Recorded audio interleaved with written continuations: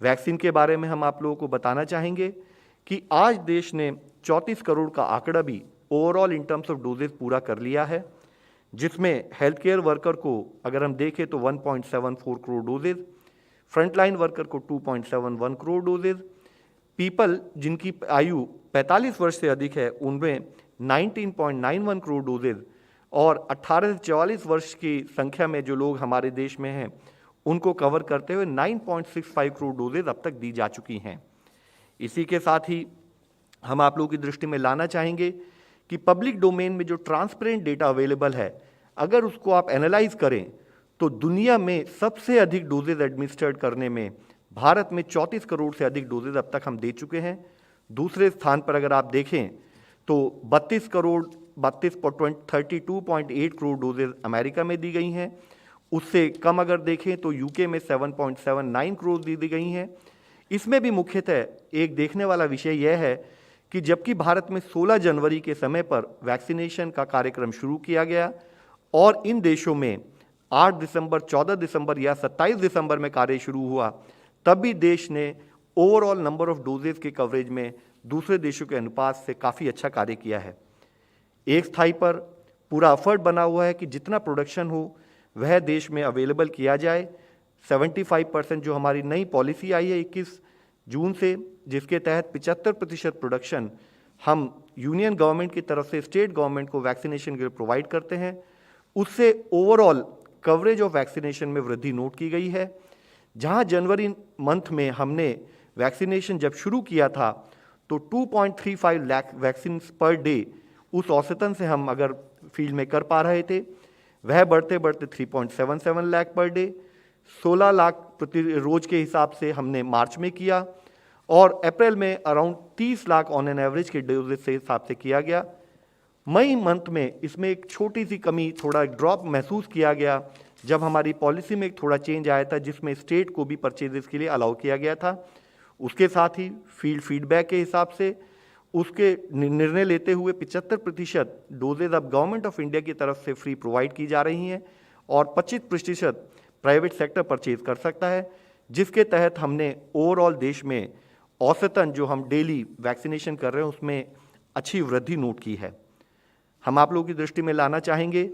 कि overall vaccination coverage अगर हम प्रायोरिटी एज ग्रुप में एनालाइज करें तो पाते हैं कि जो हमारे आइडेंटिफाइड हेल्थ वर्कर्स थे उसमें फर्स्ट डोज में 87.4% कवरेज है और उन हेल्थ केयर वर्कर्स को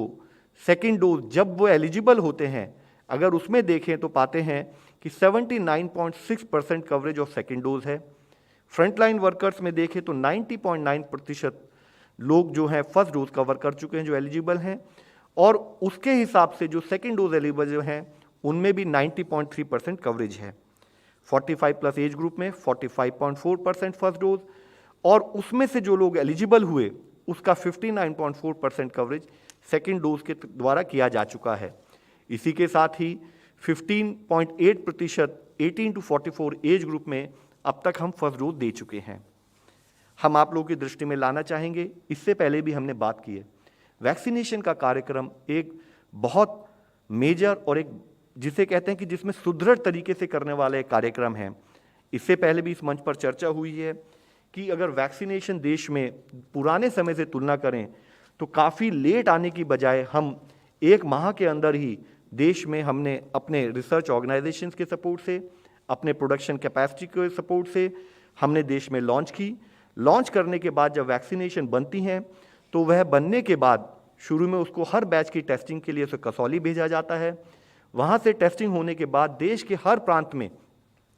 चाहे वह अर्बन एरिया हो, चाहे रूरल एरिया हो, चाहे रिमोट ट्राइबल बेल्ट्स भी हों, वहाँ पर भी वैक्सीन की सप्लाई की जाती है थ्रू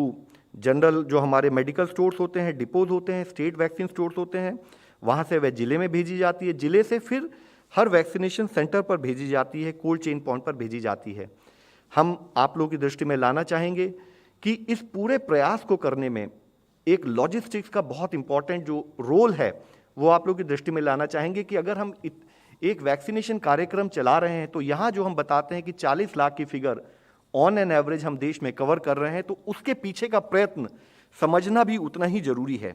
जैसे कि हम आपको बताना चाहेंगे कि अगर हमारे देश में 2,19,000 कोविड वैक्सीनेशन सेंटर्स अगर आइडेंटिफाई हुए हैं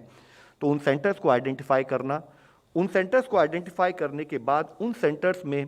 जितने भी 5 लोग टीम मेंबर हैं उनको ट्रेन करना वैक्सीनेशन कैसे किया जाए। तो उसके तहत करीब 10 लाख वैक्सीनेटर्स को 16 जनवरी के समय से ट्रेन कर उनका उपयोग किया जा रहा है।